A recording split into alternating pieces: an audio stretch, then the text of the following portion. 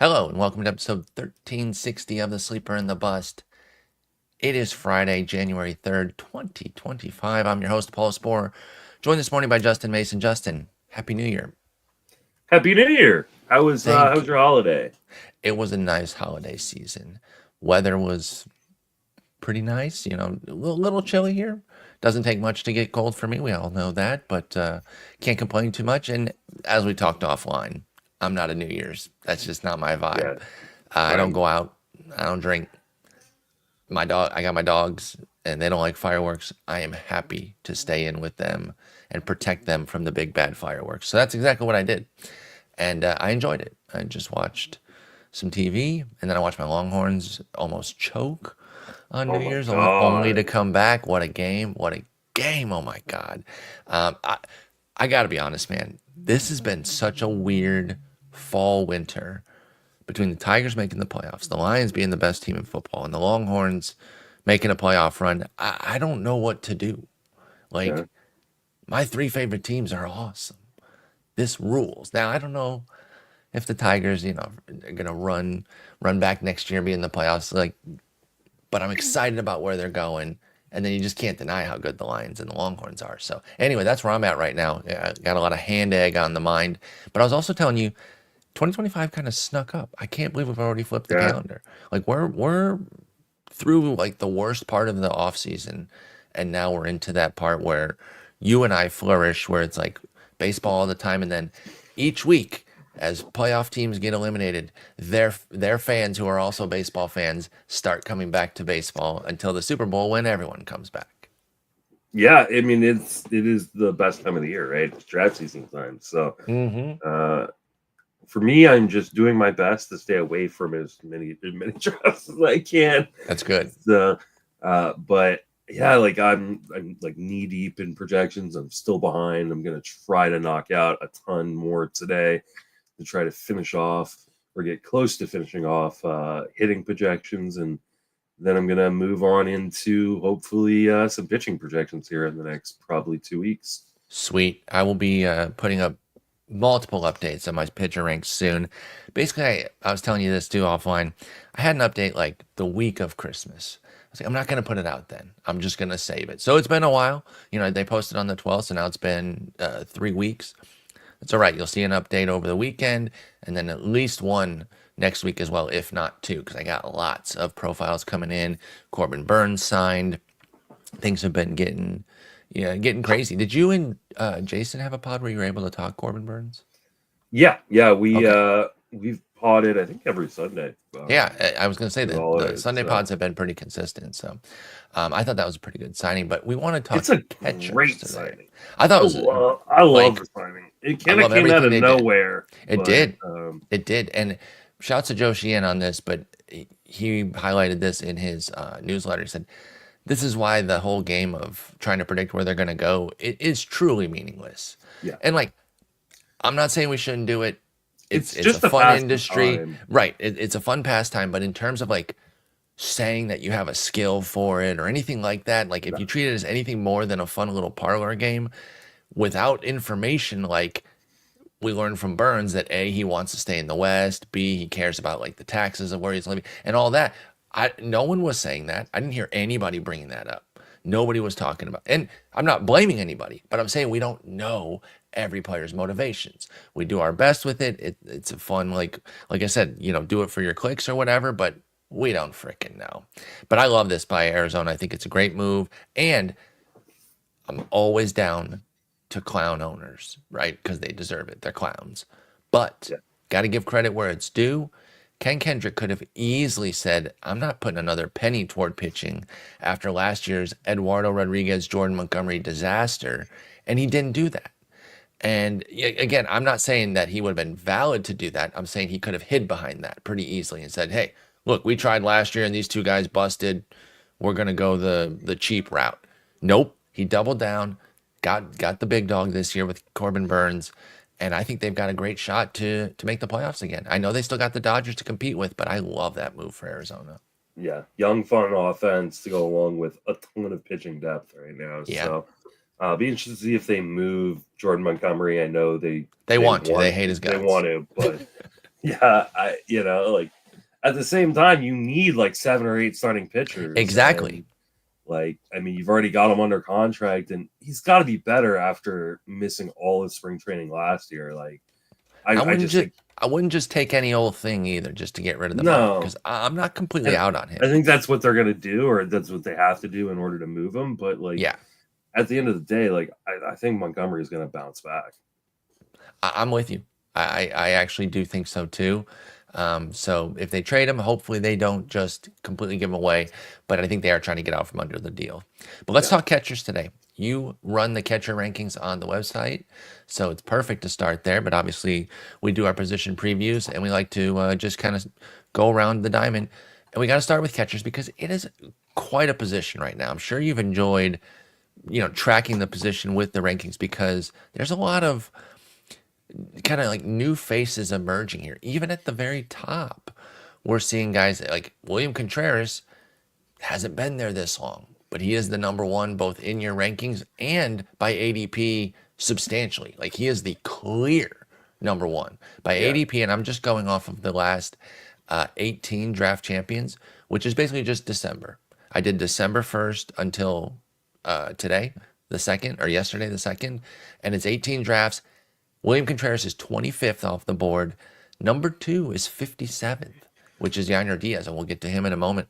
But I want to start with Willson Contreras because I believe in him, and I believe with your ranking at the top, I believe with ADP having him at the top, that all makes sense. My number one question about him is, do you believe that he remains a batting average asset? Because I think that's what makes him the number one stud, is the fact that we've seen 278, 289, 281 the last 3 years. Do you believe in that skill the most on Contreras, that you believe he can continue to be an average asset while delivering the power, RBIs, and even a few chip and steals? 6 and 9 the last 2 years for Willson Contreras. What do you think? I don't know that his batting average is going to be as strong as it's been the last couple of years. I think he's been pretty lucky in terms of getting some pretty high BABIPs. And I think there is just a little bit of room for regression in the batting average department. That being said, he makes pretty darn good in zone contact, especially for a catcher, especially a catcher who's got some pop behind him. He also steals bases, which I think is a little bit underrated part of his game.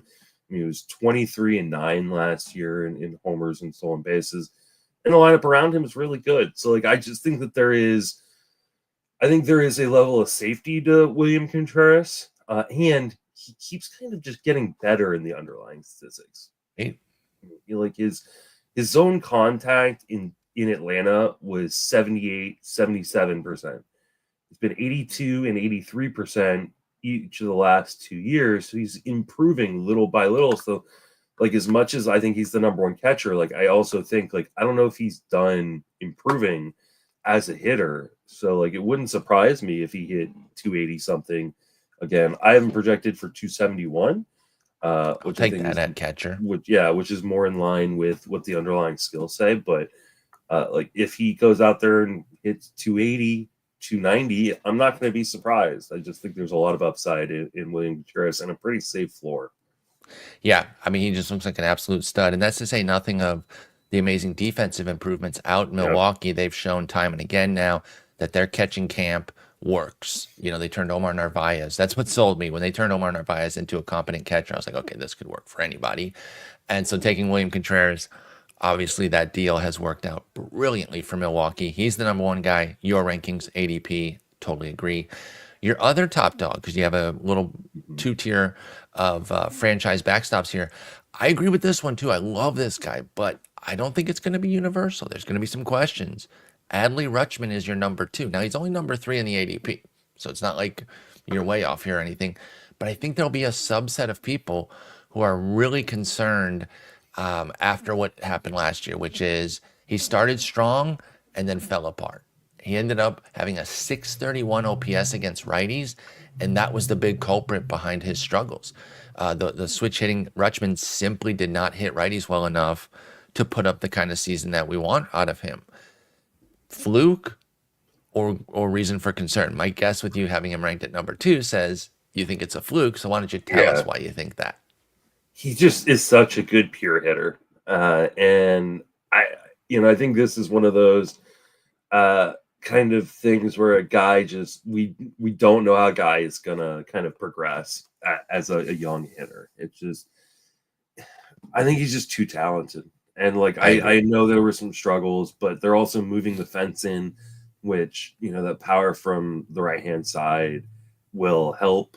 And like I just see like there is a scenario in which Adley Rutschman has like a 300 batting average, hits 28, 29 home runs, and the Orioles around him are just getting better season by season because the team is maturing, and it's just a monster season. So like I definitely think like he's one of the guys on this list that if he ends up as number one catcher in fantasy at the end of the season, like I'm not going to be surprised at all. And so I do have like I probably could have put Contreras in a tier of his own, but then I would have had to keep Rutschman in a tier of his own because I think he is only a couple bucks cheaper in terms of like annual value than Contreras. So, but I just kind of grouped them together.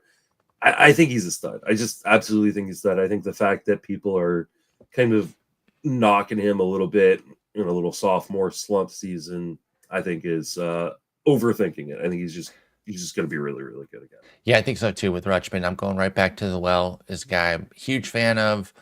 It didn't quite work last year. Now, at the same time, due in part, large part, I would say, to the nature of catcher, even the struggles that Rutschman went through last year still didn't generate like some worthless season. He was the sixth catcher, right? Yeah. So it's like, it's one of those where, when we talk about this a lot, you can't even say that he killed you. You can't really blame your season on him with 19 homers, 79 ribs, and a 250 average. I know the average is probably 20 points lower than most people were expecting, but like you could have worked around that. Like that shouldn't have been the reason that you lost last year with Rutschman. And I'm going right back to the well. Like I said, I believe in this Baltimore team. I believe in him, and I believe Rutschman will be back on track. So I agree with your number 2 ranking there. He had a 239 BABIP versus right-handed pitching. Yeah, I mean, like I think he was just unlucky. Like obviously, like he is a better hitter from the left-hand side, but like there's no reason for him to like stop hitting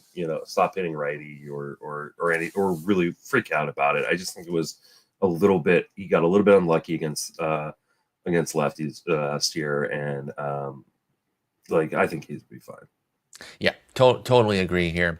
Let's go into your next tier, which is the great PA Hogs, the plate appearance Hogs, which is super valuable at catcher. And again, going back to Rutschman for a second, his 638 is part of why even in the down season, again, he finished 6th. Another guy we're going to talk about in the next tier also had some issues last year, but finished 5th. That's Will Smith. He's actually in the next tier, but because of his volume, was still able to finish high. I like this group here of the volume hogs that you're talking about. First off, it's Williams' brother, Willson Contreras, Cal Raleigh, Yainer Diaz, and Sal Perez. So 2 older guys, 2 younger guys. Diaz, as I mentioned, is actually the number 2 in ADP. So let's go to him first, even though you have him 5th. Were you surprised when you saw him number 2 in ADP? The market was hot on him last year. I thought a little too hot. Raised my hand on that one. I was wrong. I got a little bit nervous with how much he skyrocketed up the rankings, and I wanted to maybe just see a little bit more, even though he was somebody I totally believed in 23. I balked a little bit in 24, lost out. Now the market is fully bought in on Yainer Diaz. Obviously, you don't agree 1-to-1, but how do you feel about him going as the number 2 catcher, Yainer Diaz? It's interesting because I think a lot of people are going to think of him as a guy with massive upside, which I totally see where the massive upside comes from. I mean, in 2023, Yainer Diaz had this massive, 377 plate appearance sample, hit 23 home runs, hit 282 during that. He's, in a good lineup.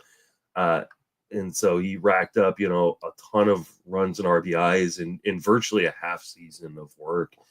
And he got to play a lot of DH and stuff.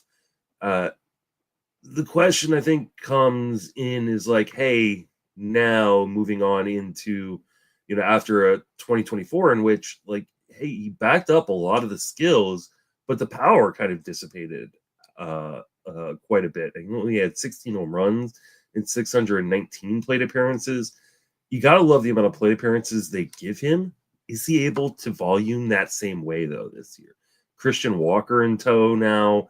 Yordan should not leave the DH spot, as long as he's healthy. Right. Where do those 600 plus plate appearances come from? And can that power come back? The issue with the power is, while he makes a ton of contact inside of his zone, it's a lot of like low launch angle stuff. He puts the ball on the ground way too much. Talking about a guy who last season had a 26% fly ball percentage and a 51% ground ball percentage. Like, he is really hitting for average, which is great. I think it gives him a really, really safe floor. But I was going to say, unless we see that launch angle start to lift, like, I don't think you can like peg him for like mid-20s homers, especially with that batting average. So what do you prefer then? Looking at Diaz, 280 and 23 back in 2023, 299 and 16 last year. Now, the 23 also came in 377 plate appearances. So if we were pacing it, it's almost like 35 something homers. Yeah, like the homer exactly. difference between the two seasons is way bigger than 23 and 16 helps you realize, given the plate appearances. But which would you prefer there? If you could be guaranteed 300 with 15 to 18 homers, versus like let's lower the average a little bit. Let's say it's more like 275, but you do push 25 plus homers. Do you have a preference on those from catcher, if you could pick one for Yainer Diaz? I think it really depends on the depth of the league, right? If you're playing in a 10 or a 12 team league, you want that upside. You want that power, right? Like, getting that kind of power from the catcher position is huge. In a deeper league, I almost prefer just getting that batting average, right? Because it's so hard to find batting average in those deeper leagues late, especially at the catcher position, that I think it just gives you such a huge and 619 plate appearances and 699 last year.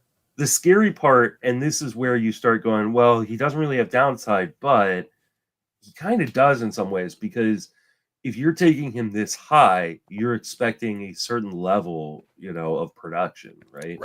Right. And let's say you get a mix between the two seasons, but you get the lower end mix of the two seasons, which is a guy who paces to 16 home runs in a 600 plate appearance season, but now only gets 375 plate appearances, and that's more like 9 home runs, right? That like would suck.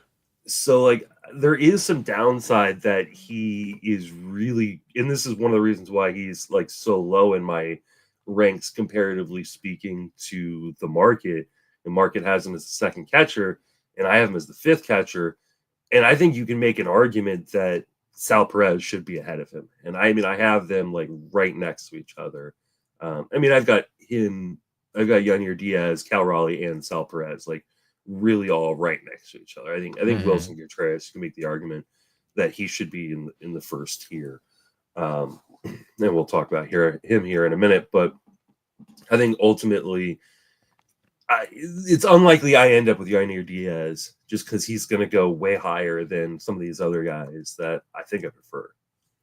I think so too. So I guess I am fading him again this year, despite losing out so big last year. But again, there's also a major price increase because the market was right. And so now the people that were out last year are jumping in. That's a 57th pick overall ADP right now for Yainer Diaz since December 1st. There's reason for it. I'm not saying the people that are doing it are off their rockers.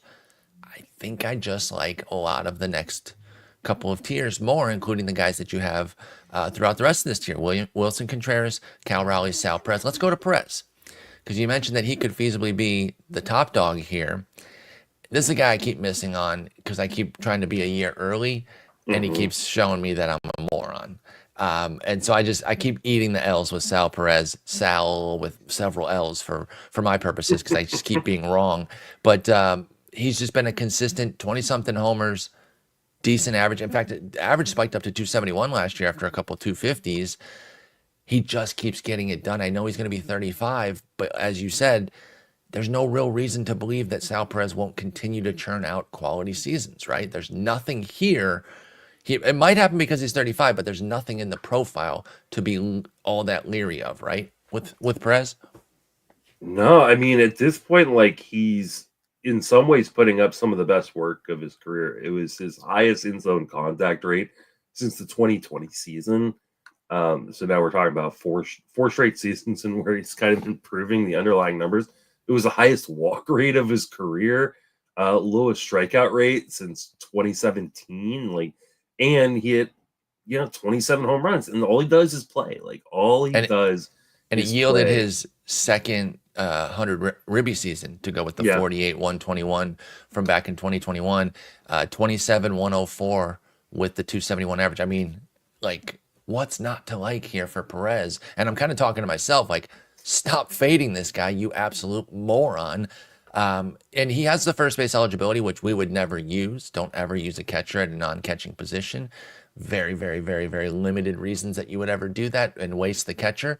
But what it does point out is that he plays a bunch of catcher to kind of get off of the knees, take some pressure off the knees. He played 49 games there last year, 24 at DH, only caught 91 each of the last 2 years.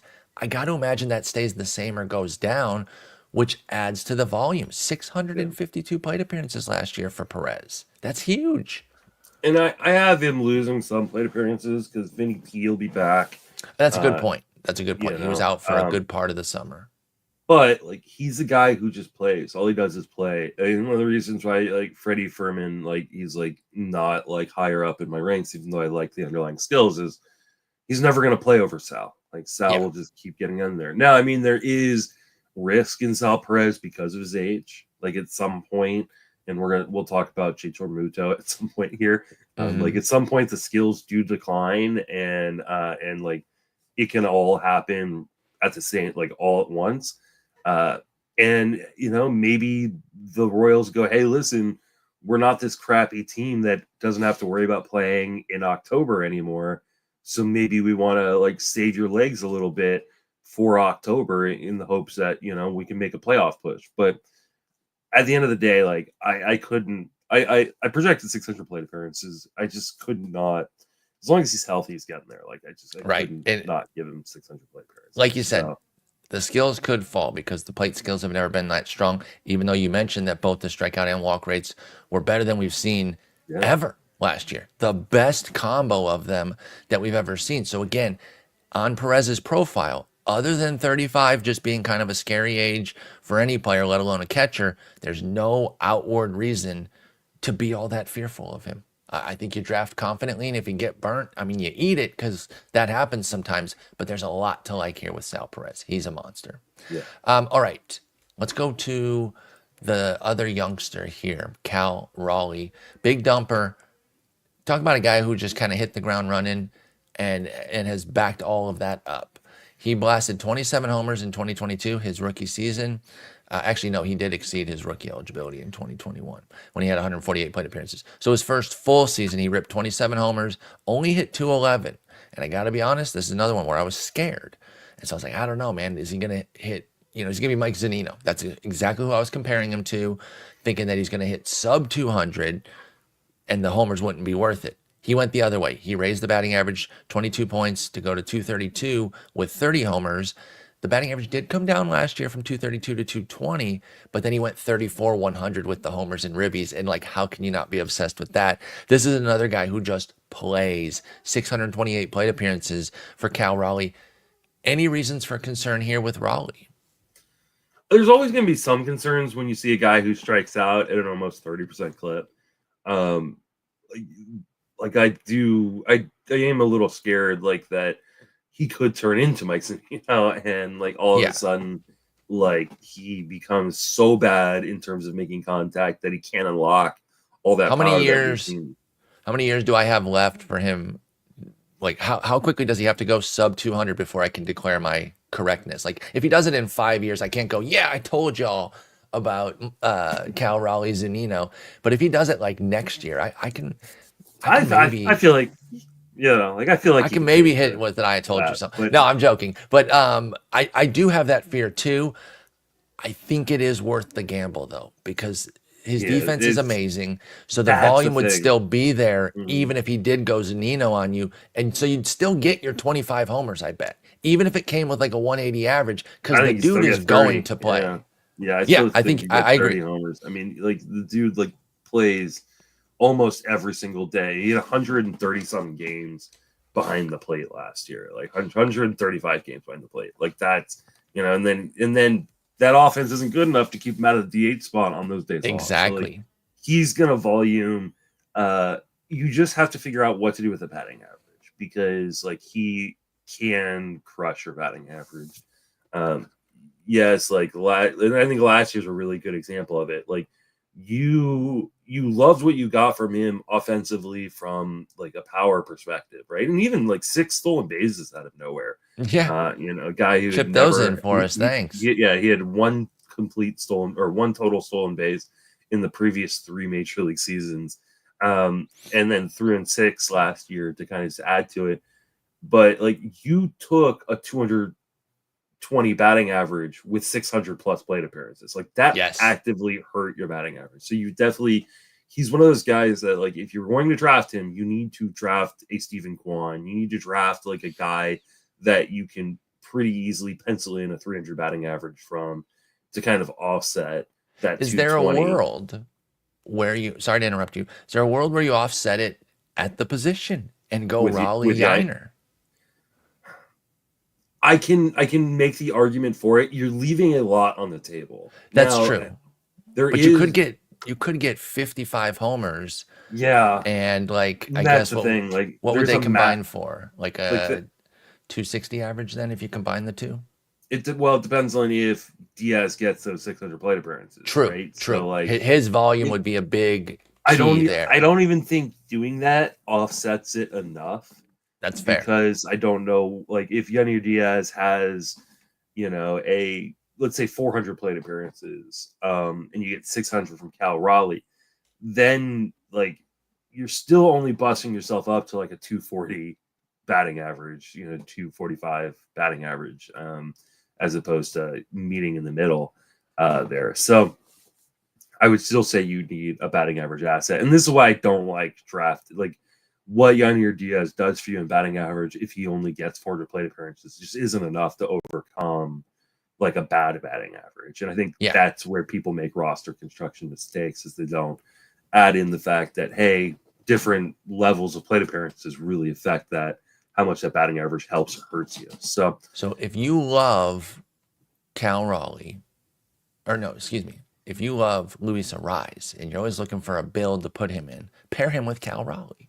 Yeah. Or even pair him with Sal Perez, because we don't fully believe that the 271 average is legit from Perez, and I could see him falling down. Now, what I'm about to say, Sal Perez has not done since 2018, but at age 35, I could see him dipping into the 240s.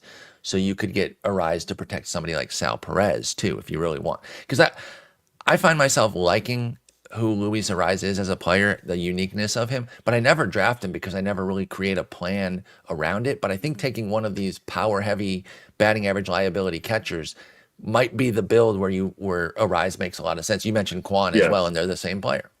Yeah.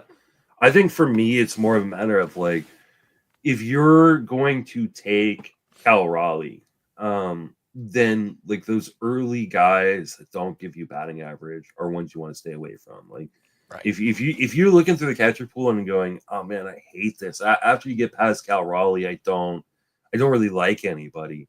And you go, okay, I think Raleigh is going to be the guy I try to target. Like, then don't draft Elly De La Cruz in the first round, because you're not going to get a super strong batting average from Elly.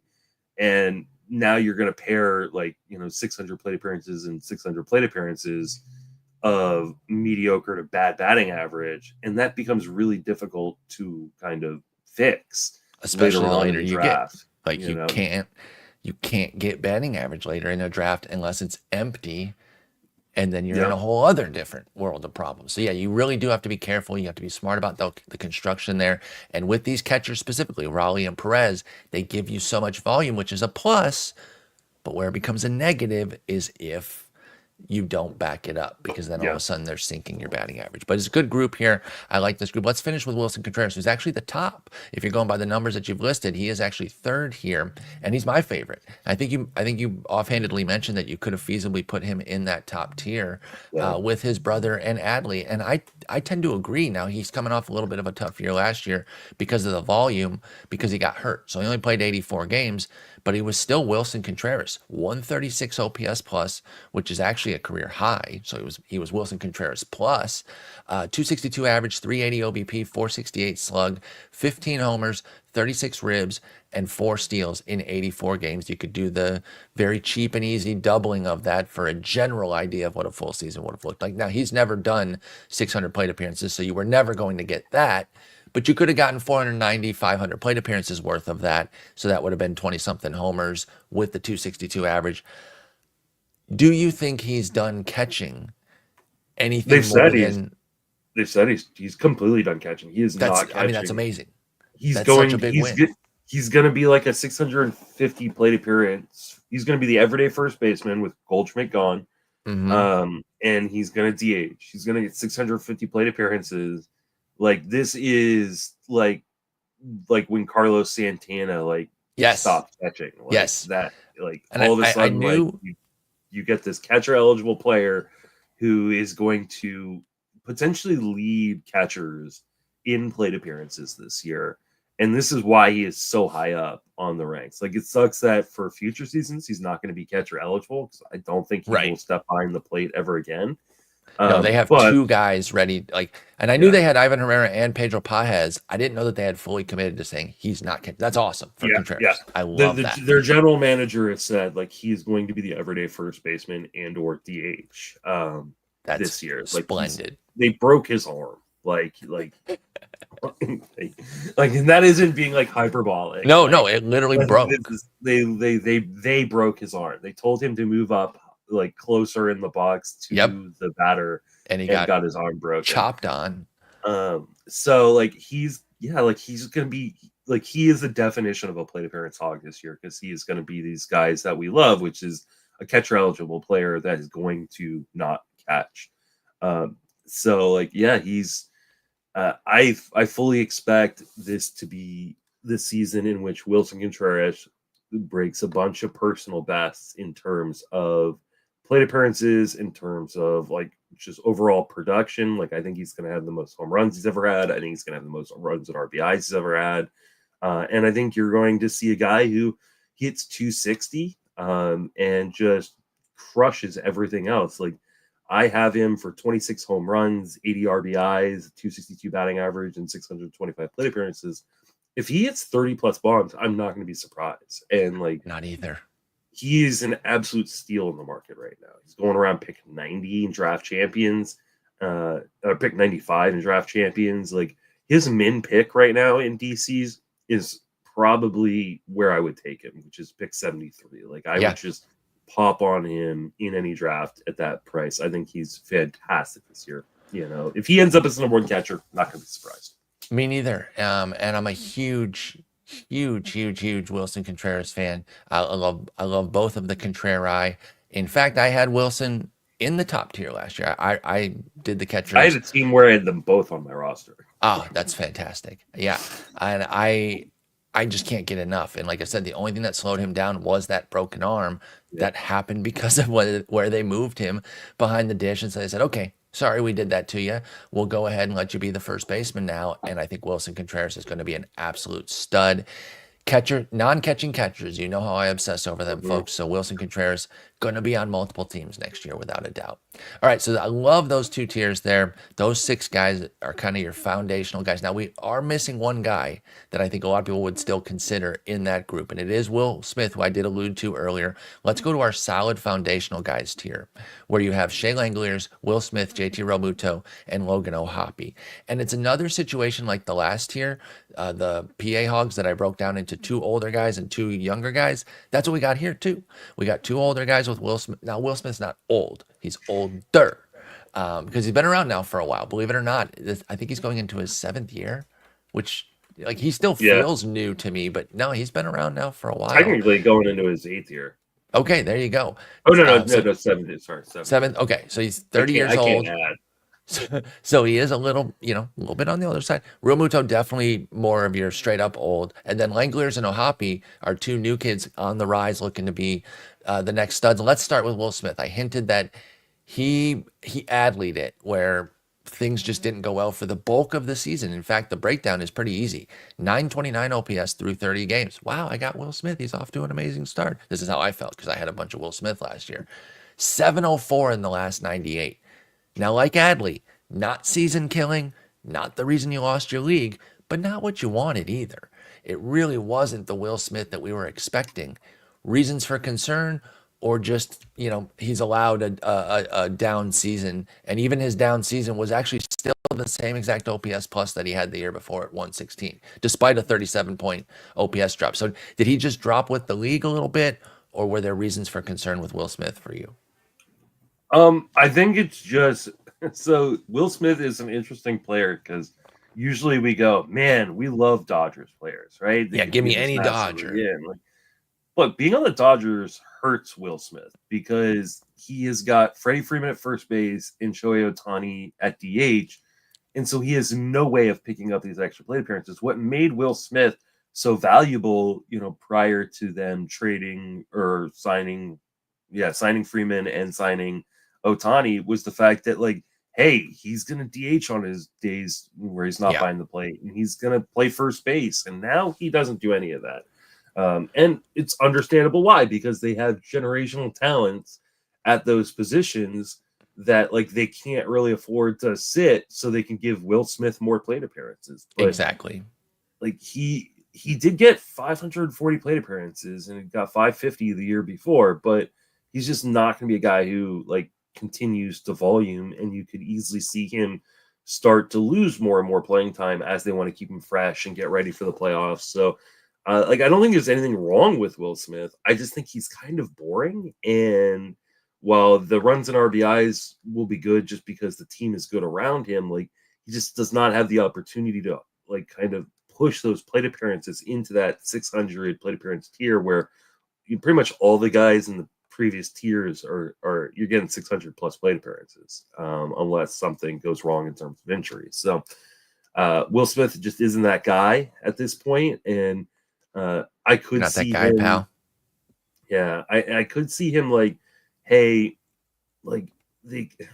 no, they've got him locked into a long-term deal. I forgot about that. So he's kind of just stuck in this position where I think he's going to be a good catcher, but I don't think there's any, unless someone gets hurt. If Freddie Freeman gets hurt, if there's an injury, if Ohtani gets hurt, then all of a sudden you could see hey, he moves into that position where he's getting more plate appearances. But I don't think there is a world without some sort of massive injury where Will Smith is the number one catcher. I don't think there's any way he's outside the top 12. So I think he's very safe, and I have no problem taking him as the catcher one because of the safety level. But I just don't see the upside that I think other people are still hoping for. To your point with Smith, 25 and 14 games at DH the 2 years before last year, where he only got 3. Now, the reason his plate appearances didn't exactly plummet was because he played a career high 121 games behind the dish. But did that add to the cycle of struggling in the second half because he was wearing down more? I don't know, but I'm just saying the second half specifically, I mentioned after his first 30 games, it was pretty rough, but the second half specifically was a 626 OPS. So I do wonder if, maybe off days there instead of the extra catching games might have been better. I still really like Smith. I do think that the floor is pretty firm. And he is the 7th catcher off the board at pick 102. I think that's a totally fair price. If somebody snakes Willson Contreras from me, who is probably my target here in this upper echelon, I'll gladly take a Will Smith consolation prize, quote unquote, because I'm not too concerned of another 248 average. I think he can get back into the 260s. And then even if the volume comes down again, let's say it's closer to 520 plate appearances, I can live with that. 18 homers, 75 ribs, 260 average. Sign me up for that for Will Smith. I'd be okay with that. The nice thing about Will Smith is you can just kind of pencil in 20 home runs, a decent batting average, and a ton of runs and RBIs, right? Yes. And I think he is the last guy in terms of the ADP, not in terms of my ranks, but in terms of the ADP, where you go, okay, there really isn't much downside here. Like, he's pretty safe. After you move past Will Smith and the first 6 guys that we've talked about, all of a sudden, all these guys, they may have some upside. You may love them, but they all have massive risk. Questions, yes. Yeah, and so, like, if you are, especially in one catcher leagues, like, he makes a lot of sense because he's just good. But in 2 catcher leagues, there is a lot of inherent value in lack of risk, right? Yes. Because the pool gets so gross so quickly, and as we start talking about guys after this tier, like, you're kind of just like taking shots in the dark, hoping you're going to land on some gold, but the chances that you're going to land on something shitty is way higher. Much, much higher. And you don't want both of your catchers to be a problem, right? So if you get that steady Eddie Will Smith in a deeper league and maybe you're churning your second catcher, you can live with that. But if you're in a situation where you got to try to find 2 new catchers, woof. Yeah, just the yearly reminder that catcher is one of the few positions that offers a ton of negative value. Yes. Right. Yes. Like you will, if you wait too long in catcher, in 2 catcher leagues, obviously in 1 catcher leagues, it's much different, but in 2 catcher leagues, like a big portion of the pool is giving you negative value and actively hurting you. Yeah. Just bludgeoning your numbers, and it goes underrated. I think, I don't think it gets enough attention. And where it really crystallized for me was years ago in an article in the front of the Baseball HQ Forecaster, which again, those front articles are more valuable than I love the player caps. I contributed to them for several years, but the value is in the front of the book where you read the articles on strategy and performance and stuff like that. And that's where they crystallized how bad those second catchers can be. And that's why I started paying for catcher years ago. I pay for both. Not necessarily top rounds, but I'm saying I don't wait. You know, if it's a 2 catcher, 15 team league, I'm not taking catchers 25 through 30. My 2 catchers are done by the top 20 usually. I think too, like, it becomes even more hidden because the catching pool as a whole has gotten better. And so people are like, oh, like, you know, there's good catchers later.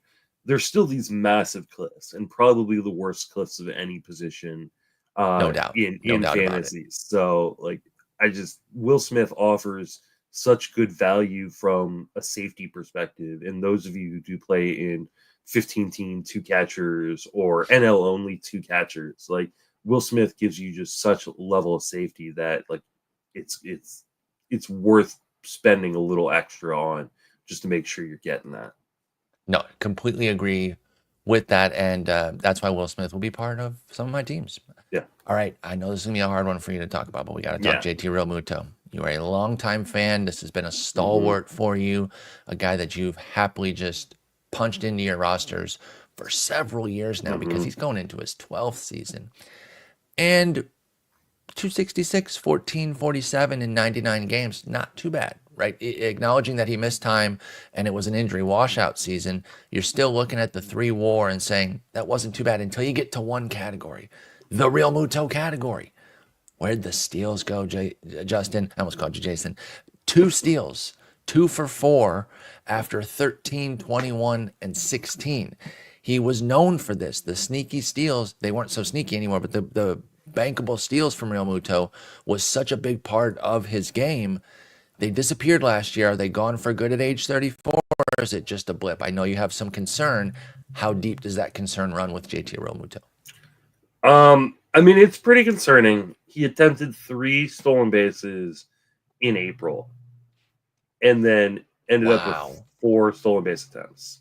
I did not realize that. Yeah, like, he's like, this doesn't work anymore. I quit. They legit, and it may have just been the organization going, hey, listen, we don't want you, like, you're banged up. We don't want you to get hurt. It's like, there is a world in which all of a sudden, like, he just is the player he's always been. I think for me, the more concerning part, because the stolen base is definitely concerning because it does take away a lot of his value when you've got a guy who you could pretty much pencil in for, like, 15 stolen bases every year.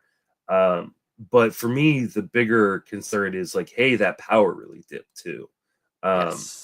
and he wasn't like the plate appearance guy that he has been in the past, especially with the Phillies as an organization having Bryce Harper at first base and Schwarber as kind of the everyday DH. Like there is no like avenue for him if those two guys are healthy for him to like volume in the way that he has Similar to the previously. Will Smith situation. That's a good call out. And he's older. You know, he's 33. He's going to be 34 by opening day. Like you want to protect him like as a team. So like he's not going to be a guy who gets to 550 plate appearances again, I don't think. So I think you could, you know, you have to project him for like, I don't know. I think, what did I end up projecting Realmuto for? I project him for 500. So like, and 500, I give him, you know, the 20 stolen bases, and I give him a couple more stolen bases, or sorry, 21 home runs, and I give him a couple more stolen bases. But like, I think like the days of him being a 5 category contributor are gone, and he's really kind of more of a bad accumulator at the catcher position, which has value because catcher isn't super deep in, you know, maybe the way that I think some people look at it. But yeah, like this is, you know, when I was referencing Sal Perez in terms of like, hey, like skills sometimes just fall off a cliff. I think in some ways Realmuto's skills have fallen off a cliff a little bit. Now he still makes a lot of in-zone contact. He just doesn't do it with as much power. You know, we saw, you know, the max exit velocity dip. We've seen kind of the average exit velocities dip on him. So I am a little bit concerned. I do think he'll bounce back a little bit, but like he's not the number 1 or 2 catcher that we're kind of used to, and that should make sense considering he's going to be 34. Yeah, I think that does make a ton of sense with Realmuto.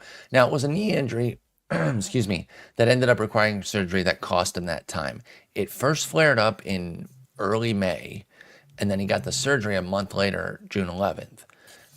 And so I wonder, you know, if that put the kibosh on all the steals, is there a world where that knee's healthy and he starts running again? I don't know. Could there be anything that you see in spring? Let's say he runs like 4 or 5 times.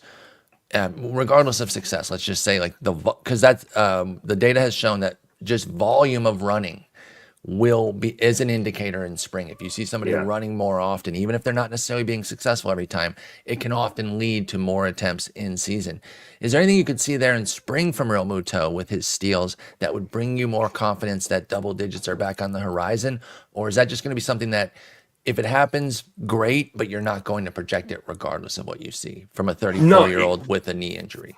If I see him running in spring, if I see them even like him even say like, hey, like last year I was banged up and I couldn't run, but I'm going to get back to that this year. Like that, like I'm not going to project 15 stolen bases, but if you know, just being able to project 10 for a guy like Realmuto would be huge, because you're getting that like that speed profile that is just really, really uncommon in catcher that you only see with like 3 or 4 guys. So yeah, like I think that would be huge, because the Phillies are, you know, like I think the 6th, you know, most active team on the base path. So like they're a top 10 team in terms of stolen base attempts. And I don't think that's going anywhere if you know, from an organizational philosophy perspective. I agree. So, And they were successful too. It wasn't just volume. Like their big guys, Stott only caught 3 times, Turner 4, Marsh 3, Rojas 4, and those guys all had 19 or more steals. Yeah, so I would totally be willing to like up my projection if in spring he says something that I believe in terms of, hey, like I was injured, you know, and so they put the brakes on me, or I put the brakes on myself, and now I'm better, and I'm gonna go for it, you know, or we just see him just start stealing bases in spring. You like you said, like that's one of the things that we can kind of like look at in spring training and go, okay, this might have some legitimacy going into the season. So yeah, I mean, like I'm like talking down about Realmuto too. I still draft him. Like I still think, well, because you know, like the price is right to do so. He's down to 140. The market has I still have him as a Realmuto. top 10 catcher. Like you know, like there's no league in which you're not interested in Realmuto. And like one catcher leagues, like he may be one of my more drafted catchers just because, like, because you're not paying much. Yeah, you're not paying much, and he's,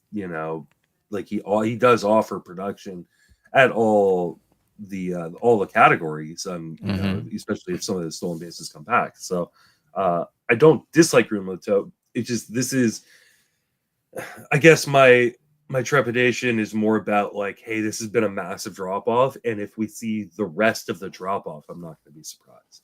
Yeah, there's just real reason for concern here, right? Like, we took Adley and Will Smith, and we're not freaking out over the 2023 or 2024 seasons. But with Realmuto, there's more warning signs with a bum knee that had to be surgically repaired, 34 years old, plummeting of the steals. If you're okay with no steals, there's still lots to like. Like I said, the 14 homers in 99 games with a 266 average, that's a win. But I can't project the steals until, like we said, something would come up to make me feel like they're going to come back. All right, let's talk about the two young guys in this group, Shea Langeliers and Logan O'Hoppe. And these might be lazy. I'm not trying to do lazy comparisons here, but I wonder if they kind of look like some guys we've already talked about. Could Shea Langeliers, from an offensive standpoint, because his defense is nowhere near this guy, but could he just be the next Cal Raleigh? Is there some merit to that after a 29 80 season from him with 4 chip-in steals, by the way? He did it 224, but 29 steals, 80 ribbies from Langeliers was kind of hidden in Oakland last year. Could he be the next Raleigh? Is he a wish.com version of Cal Raleigh? I don't know. Did you read my write-up on him? Oh, no, let me see. I saw you called him Bangaliers, which I do like. Oh, my God. Yeah. Okay. Like, we came to the same conclusion. Yeah, like I said, do you want the power of Raleigh but don't want to spend what it costs to get him? Let me introduce you to the diet version, Shea Langeliers. Sometimes we're just so locked in. I just love it.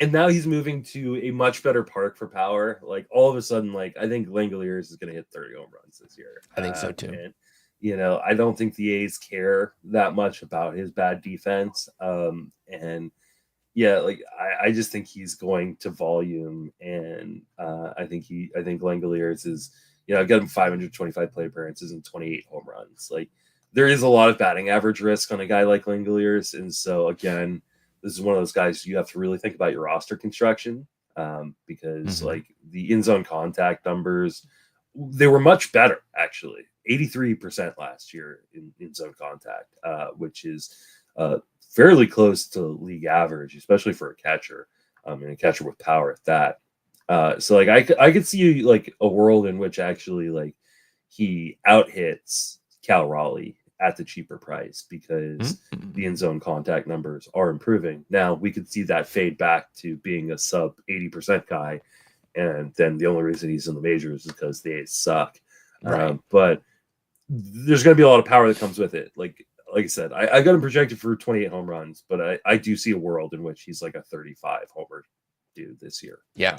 I just couldn't agree more on Langeliers, right down to the fact that we both think he could be bargain Cal Raleigh. And so, yeah, if you don't, this is the reason why, this is why I won't have Cal Raleigh on any league, really, is because I'm gonna take a different position here.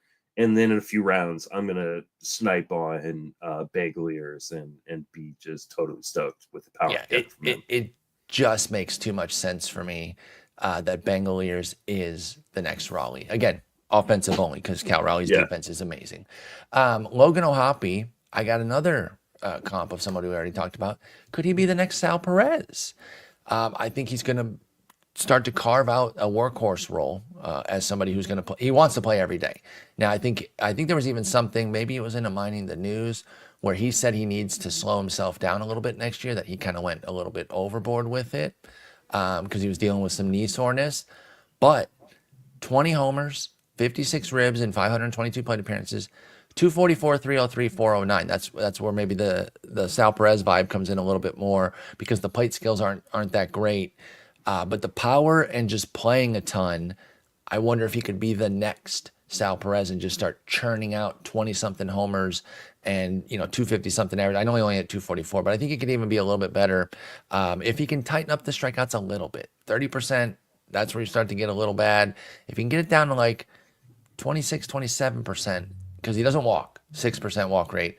So you're not going to get the OBP or anything there. But I like a lot of what Logan O'Hoppe offers. I remember when we first saw him out in the Arizona Fall League back when he was still a Philly before the Brandon Marsh trade. And I liked him instantly.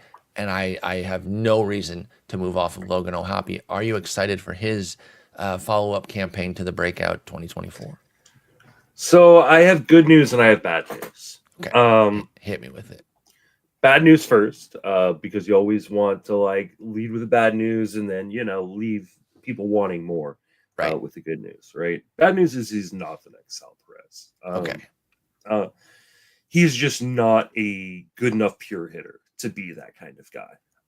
He also, because Perez, despite his bad plate skills, yeah, does kind of maintain that 250 some average, and again spiked up to 271 this past year.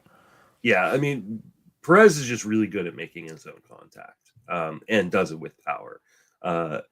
Now there is a lot of power. So while I don't think Logan O'Hoppe is the next Sal Perez, I do think he could just be another version of Cal Raleigh.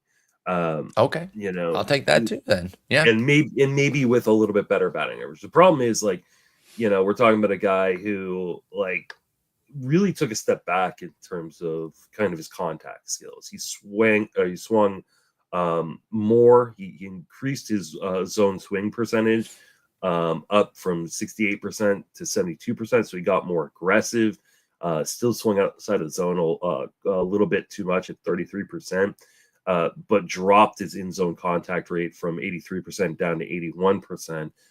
And so I do think he's one of these guys that he's probably going to have like a 28% strikeout rate. He doesn't walk, but there is a lot of power in this bat. We're talking about a guy who, like, the max exit velocity was almost 112. He had a 12% barrel rate. He's got a really nice hard hit percentage.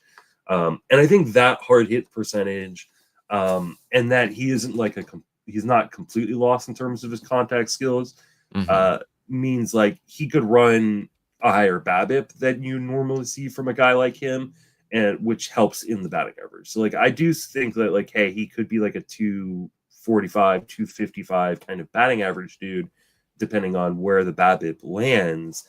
But his in zone contact hitting is not as good as a guy like Sal Perez. So I do like O'Hoppe. I also am concerned, like, we've had reoccurring injury issues. We had a shoulder issue, we had knee issues, and this is the catcher position is the position in which, for at least from a hitting perspective, that gets injured the most, because you're just taking abuse behind the plate.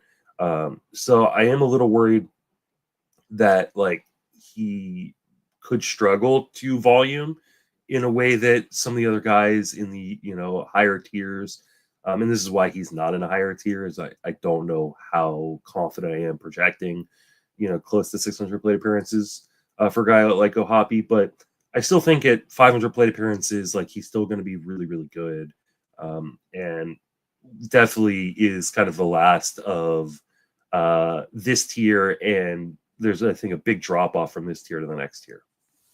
Yeah, I think that's totally fair with O'Hoppe, including the pushback on the loose Perez comp that I was going for there. I think another version of Raleigh makes more sense, because he doesn't make that consistent in zone contact the way Perez does. He's probably not going to be reaching those 250s, 270s that we've seen so consistently out of Perez. In some ways, he's like a young Will Smith, right? Like, he can kind of volume, because I think there are opportunities for him to play, to DH and to be at first base. Now the comp fails when we start talking about contact skills. Will Smith's got way better contact skills, but I mean, as a guy who, like, could be like a 250 hitter with, decent counting stats, and like low 20s power. Now there is I apologize. There is a world in which, like, Logan O'Hoppe, like, just completely goes crazy with the power, because he does hit the ball so well. But I think the Will Smith, from a statistical perspective, is the better comp than a guy like Sal Perez. I'll take that with O'Hoppe again. I really like this group here.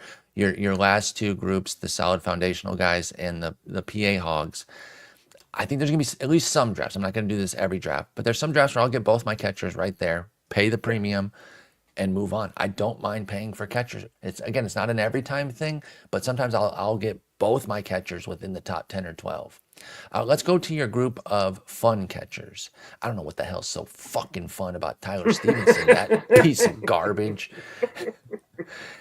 And everyone's like, what do you mean, Tyler Stephenson? Sporer loves Tyler Stephenson. Yeah, I do. Okay, for like 15 years. And then guess what? I didn't get him on every freaking team last year like I did the last 3 damn years. And of course, it finally came around. Classic Sporer too soon. Not just a year early, like 3 years early. It finally came to fruition. 258 average, 19 homers. This is the exact, like, it wasn't even like some magic over the top breakout season. It was just a nice quality season. That's what I've been looking for from him. And we almost started to get it in 2022. The injury is what slowed him down. I truly believe he would have continued the breakout, but he was limited to 50 games. And then 2023 was kind of returning from the injury. It was an ugly season. And then last year was really nice. Is there more to come? Is this the beginning of something with my boy T-Step? Or is he going to tease me back into drafting him only to fall on his face again next year? I feel like there is more, and maybe this is a little bit of the like, hey, I still remember the prospect pedigree of a guy who's supposed to be like a really good, just pure hitter at the catcher position with a ton of power that just hasn't been realized yet, and the power still hasn't necessarily been realized, fully realized, yeah. But like the second half, man, like where he's now hitting 274 in the second half is largely buoyed up by the fact that he had like just an insane, like a 369 BABIP, like, which like really carried his batting average up For sure. because he did strike out at a 29% clip in the second half. Now I do think that he got a little bit unlucky in that strikeout rate because swing strike rate was only 11%. He was making 85% zone contact, which is pretty much league average. So like, and when you're getting that from a catcher, that's pretty sweet. So there's a lot to really like about Tyler Stephenson. And I do see a world in which there is a ton of upside where things just all come together over the course of a full season and he hits like 270 and has 30 bombs because there is power in that bat. I just don't know if it's ever going to actually come together. And that becomes kind of the sticking point. But on a guy like Stephenson, that being said, I think he is like, if we're looking for a comp, this is Will Smith right here, right? Right. That I think makes a lot of sense. Like, Tyler Stephenson is not going to hurt you. Like, I don't think we're going to have another season where he has like, low double-digit home runs. I think he is going to be a guy that hits, high teens, low 20s home runs with a decent batting average. And the Reds at some point should realize all the upside in that lineup that they've got, especially in that part. So I think that Tyler Stephenson in many ways should be, and I may actually move him into the upper tier.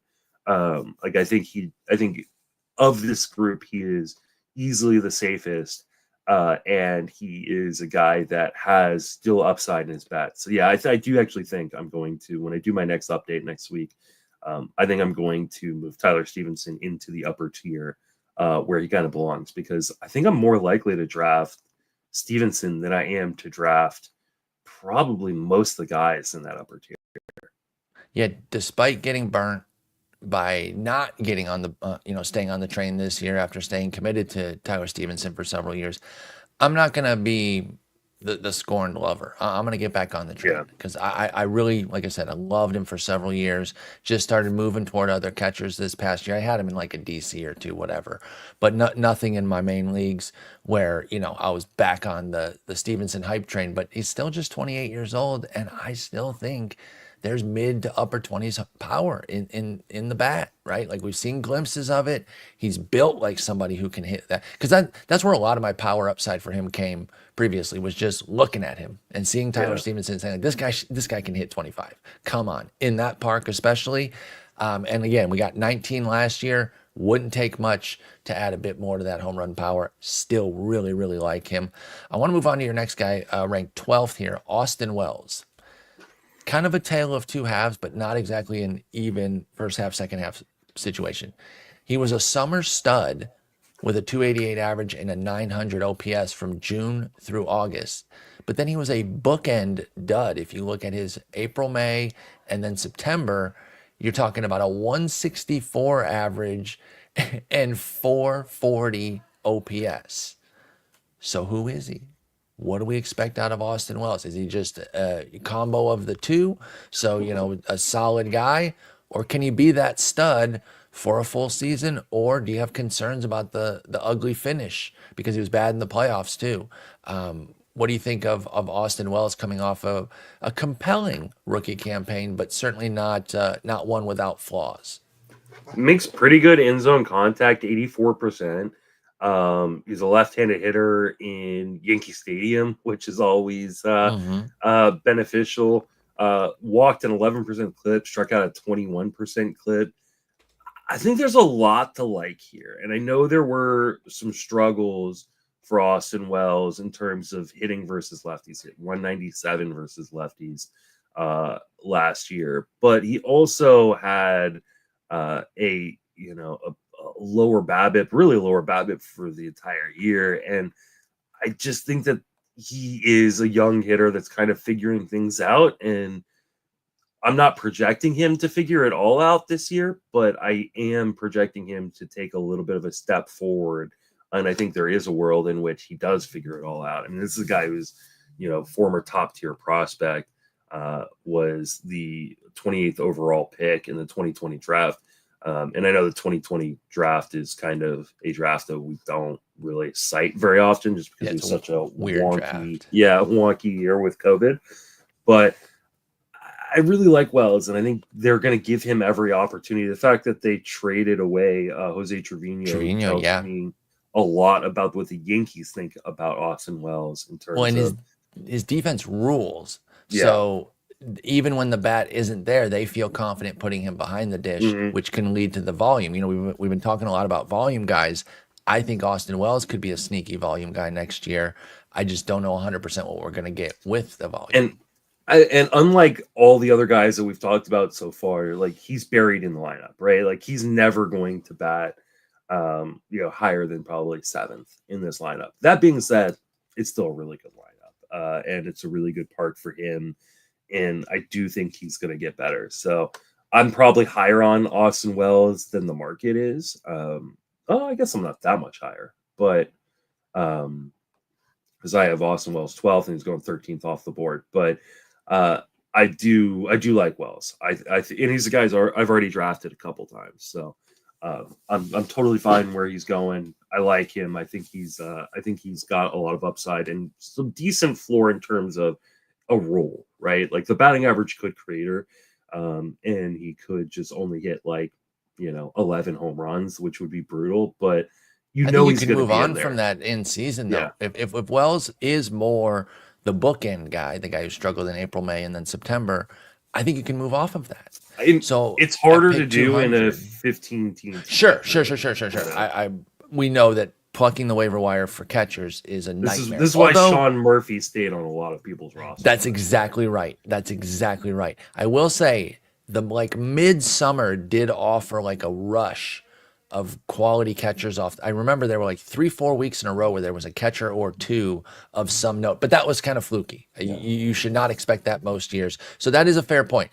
It wouldn't necessarily be super easy to get off Austin Wells if he did flop on you. But at pick 200, it wouldn't be the end of the world if somebody popped up, right? Like when Willson Contreras got hurt, I remember Iván Herrera first came up and hit the ground running a little bit. People were going after him. There'll be injuries where other guys crop up. And if maybe you have a struggling Wells or somebody else, you can maybe move off. But the Murphy comp is a great call, because if you pay something of a premium for a catcher, you tend to hold through that just because who the hell else is available. Yeah, So, exactly. yeah, I like the Murphy call out there. Let's go to a guy we've been talking about now for a few years, and yet for several years, and yet he's only 26. Keibert Ruiz with the Washington Nationals. He didn't really deliver what he was supposed to deliver, right? The one thing he's supposed to give you for sure is batting average. And he's done that through the first 3 seasons of his career, but then 229 last year, Justin. Now, he did get 13 homers to kind of offset it a little bit, 57 ribbies and 3 steals, but 229 is rough. Was it simply the 232 batting BABIP, or reasons for concern? Okay, it was just bad luck for Ruiz? Just bad luck. But this is, so like, like, we don't talk about it nearly as much as we used to, just because I think the industry as a whole has become a lot more NFBC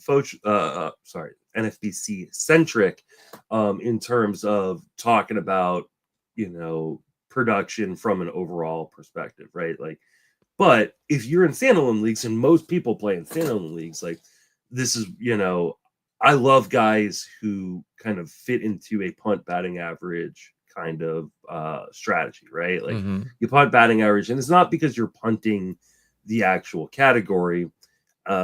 It's because the variance in batting average is so great that it's really hard to predict, right? You get guys who, have traditionally bad batting averages that pop randomly out of nowhere to have a either halfway decent or a good batting average.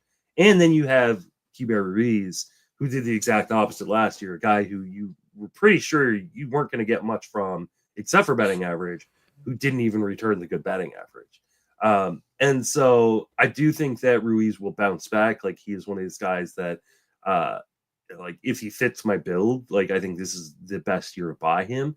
But at the end of the day, like, what are you really getting from Keibert Ruiz? Like, I just don't think he's.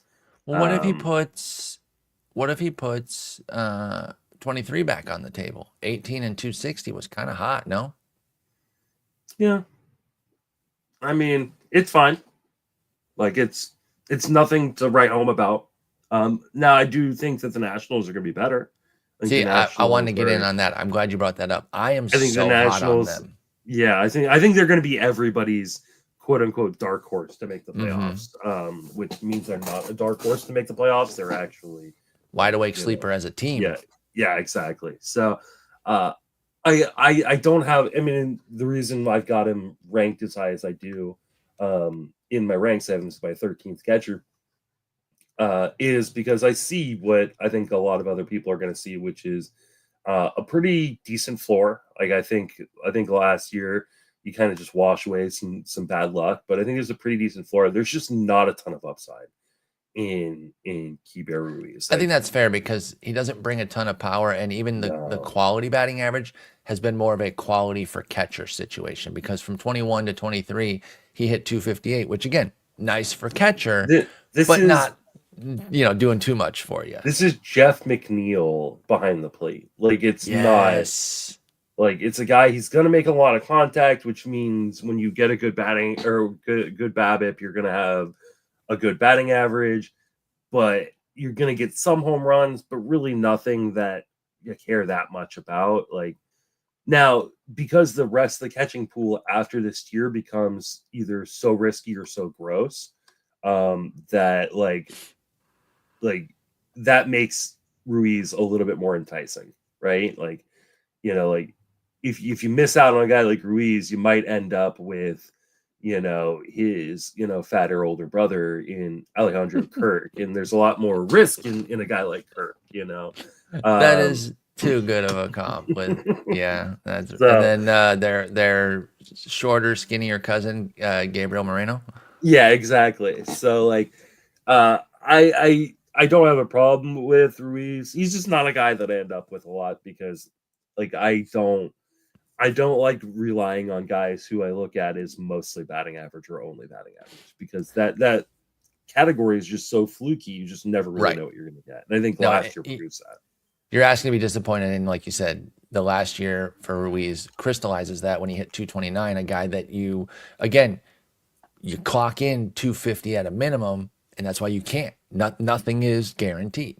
And so, yeah, I think that's a fair point. But like I said, I'm so hot on the Nats that I might get some residual Ruiz shares just because of my excitement for them I mean, with the so many other players. The problem with this entire tier is there is a guy, I think, in this tier that I just love and is going so effing late.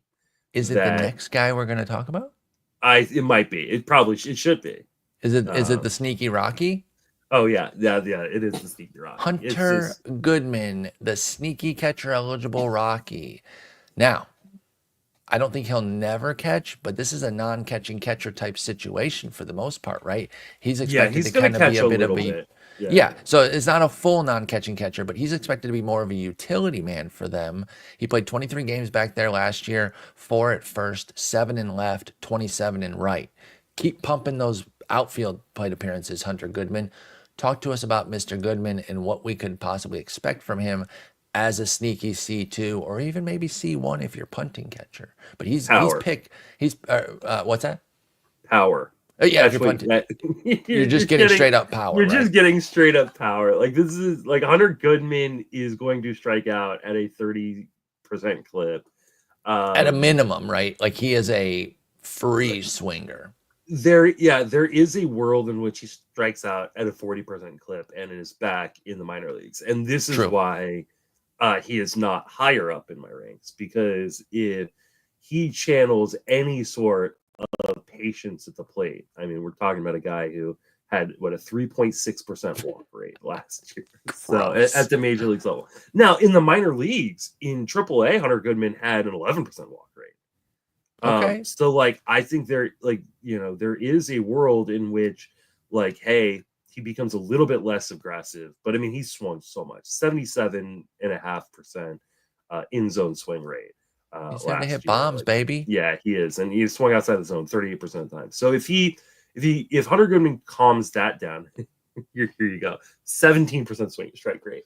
Yeah, exactly. So like when you're projecting a strikeout rate on Hunter Goodman, I wonder what I projected on Hunter Goodman for a strikeout rate. I don't have it here. It has to be like it's got to be very high. It's got to be like 33% or something like that. Yeah.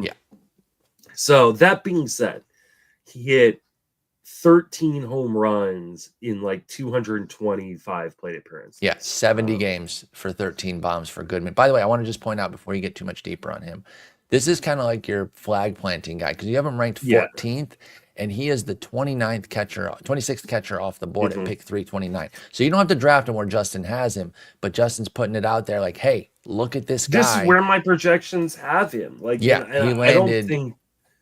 I don't think I went super crazy with his projection. Like I only gave him 400 plate appearances, and it put him as my 14th catcher. Yeah, your 14th catcher. I mean, it makes sense though because the next guy, Francisco Alvarez, is another all or nothing power guy type vibe too, but he doesn't play in Colorado and he has to catch all the time. Whereas Goodman might not catch but 20, 25 times, which would be amazing, especially if he's playing those other times. Obviously, if he's only catching a little bit and never playing, that's a bigger problem. But if he's just bouncing around the outfield, maybe playing a little bit of first when Tolia gets a seat, I am totally here for this. I like that your projections ended up with him at 14th to at least kind of say like, hey, get some attention on this guy because he could be a lot of fun. And even though he doesn't have a very good approach, right? Like he actually makes pretty good in-zone contact. He was 83% in-zone contact, which, that's below league average. But for like a power hitting catcher, like, hey, that's totally fine. And he puts the ball in the air 46% of the time, hits with a ton of power. I mean, max exit velocity was almost 115 miles per hour. Good Lord. He's got a perfect launch angle at about 16.5%. Barreled the ball, 13% of the time. Like, yes, there may be batting average issues because he is just overly aggressive. But like I said, like he's shown patience at times in the minor leagues. Like I could see him tightening that up. Like I said, this is a high risk, high reward play, right? There is a world in which Hunter Goodman just strikes out so much that he's not even a major leaguer, right? That the Rockies just send him back down So at Colorado Springs or wherever they play AAA, I can't remember. I think that's where they still play. I don't know. Who follows but that organization? Nobody. Yeah. But there's also a world in which Hunter Goodman is the #1 catcher in fantasy. So like I'm like, and I know that Albuquerque is their AAA, by the way. Sorry. Like, oh, that's right. And that's, you know, that's a launching pad. So like, and I know that sounds hyperbolic, but we're talking about a guy who makes the same level of in-zone contact as William Contreras, who's got probably the most power, like pure power of any catcher.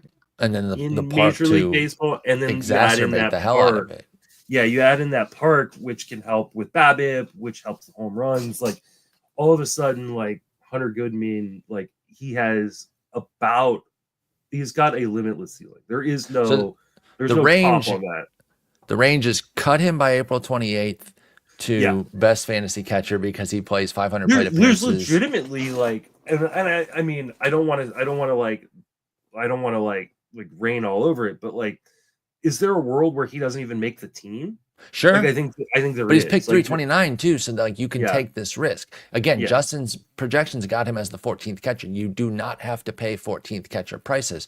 So even though there is a butt ton of risk here with Goodman, the price is covering it. Yeah. Even if you have to cut bait, again, 2 weeks into the year, 4 weeks into the season, it will not kill you. So if you believe in this and you want to take the shot on a Rockies catcher eligible guy who could be, you know, dancing all over the field, I'm in. I like this with Hunter Goodman. This is a fun type of pick. He's currently going at pick in DC. He's going to pick 336. That's the 25th catcher off the board. Like, even if you bump him up and say, "Hey, I'm gonna pick him at 270 something," like, he's gone as late as 639 in a DC. Like even if you like say like, "Hey, I'm gonna take him 3 or 4 rounds above ADP," like if it doesn't work out, like fine, you just go get someone else. But like, I just think Joey Bart so much is at 279, who I actually like. We'll talk a bit about him next episode. If you bumped Goodman up there and it flopped, again, we're trying to stress that won't kill you. So if you believe in him, you can take your shots. You can even bump him up over the ADP and take on that gamble without it really killing you with Hunter Goodman. Yeah, absolutely. And I think he's kind of fun in like a DC too, because he could be kind of like your third catcher because he's not even a full-time catcher, right? So like you got some options with him. There is high risk, but there is high reward too. I like Hunter Goodman, and I like where you got him. He's fantastic in a DC because he's eligible at so many positions too, where like you never want to use him at other positions, but when injuries hit, like having a guy that can go into your outfield, huge. Go play first base, like that has a lot of value in those extremely deep draft champions leagues. Even eligibilities that you wouldn't think that you would use are valuable in DCs because you just never know the kind of rush of injuries that your team could get hit with. This next one, I got a little bit of a bone to pick with you because I read your write-up here. You're not so keen on Mr. Francisco Alvarez. You said there's a lot of truthers out there, but you're not one of them. And my question is just straightforward. How's he any different than Shea Langeliers, baby? What's the difference? There isn't that much of a difference, and maybe I am a little bit too hard on Mr. Alvarez. I do have some concerns with that launch angle dipping. And that is the fairest. That is your primary concern, and I do think there is fairness to that. He started beating the ball into the ground quite a bit in the summer there and ended up only hitting 11 homers. So that was not very Langeliers of him. And he's always been a guy that hits the ball in the ground too much. Now, we kind of look past it because he hits the ball so freaking hard that when he does elevate it, it goes a long way. I just think there is a little bit more risk to the power potential than other people are baking in. And then you add in the bad contact skills. Mm-hmm. Now, they were halfway decent in his kind of, injury-riddled sample, which is why I've even got him as high as I do. And I have him in this tier. of fun catchers because he is fun.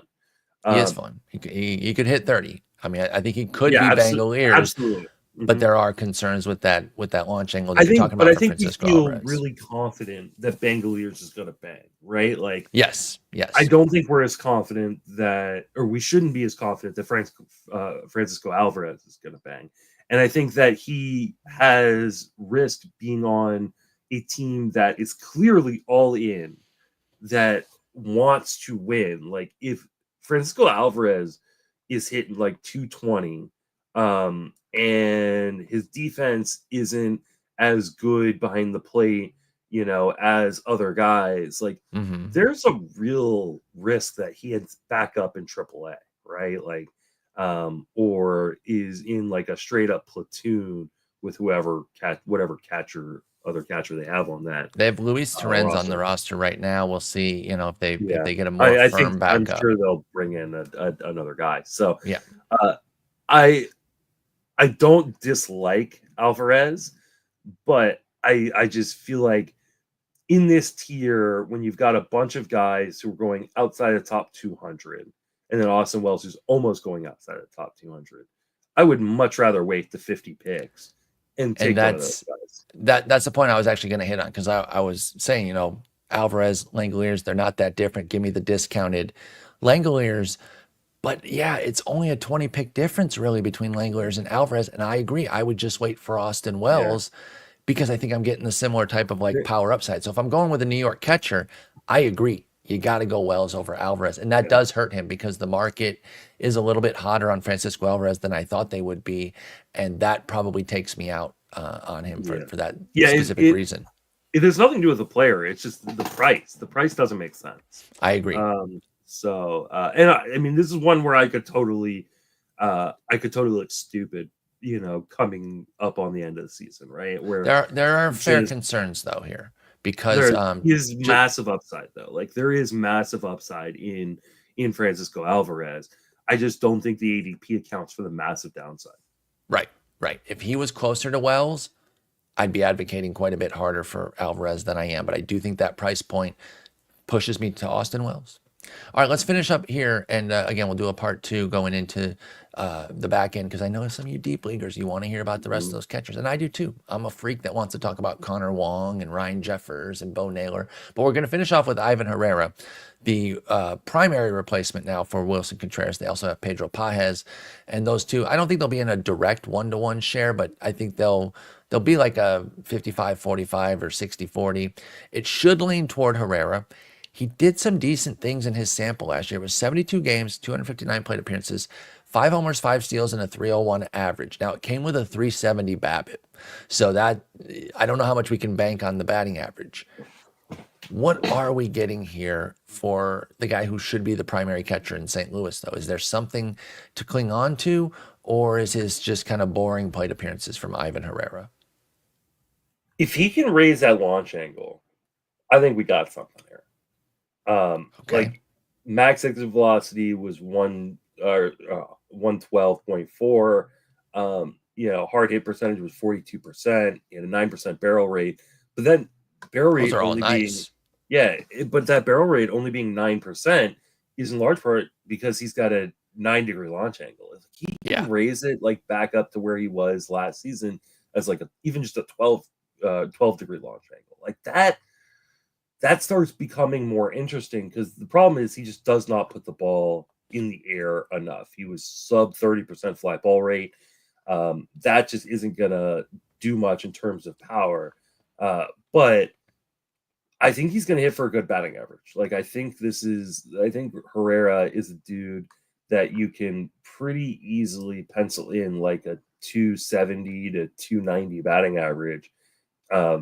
And feel pretty confident like that you're going to get a lot of plate, or not a lot of players, but a good amount of plate appearances and a good batting average, some power, with the upside that like he really figures things out in full playing time, and kind of takes off. Plus, there's some sneaky speed, right? He stole 5 bases in 259 plate appearances last season. Wow, 5 steals last night. That's a good game. You see that Knicks player who played a full G League game and and then played a full Yeah. fucking NBA game. That's Iván Herrera. He racks up plate appearances in one day. But yeah, no, and this is funny. So for some reason, when I did my first run of catcher projections and like split it out into a spreadsheet and then transferred it over to the ranking sheet, I left off Iván Herrera. Like he wasn't in my top 50 catchers. And people are like, where's Iván Herrera? Like, oh, crap. And like then Did he I go punch and your dog? yeah, exactly. Did he punch your dog again? And then like I put him into my ranks and he's 16th. I like Iván Herrera because I feel like he has some upside, but what he really has is some safety that it's hard to find at this point of the draft. Yeah, because he goes in the 200s. Iván Herrera pick 251. I got no problem with that price point.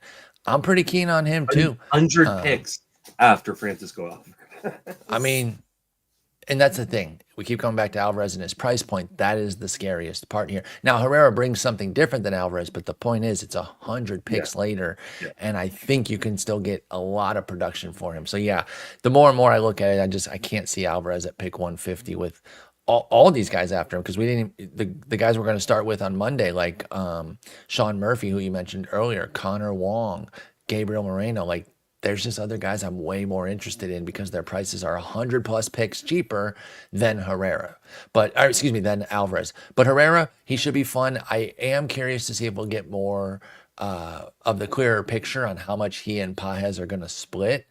If we get word that it's Herrera more like a 65-35 or 70-30, I will be even more interested in him because I really think he can bring quality batting average, like you said, a little bit of sneaky speed, and then I'll get my power elsewhere. Because even if he doesn't raise the launch angle, give me the 290 batting average with, low double-digit homers.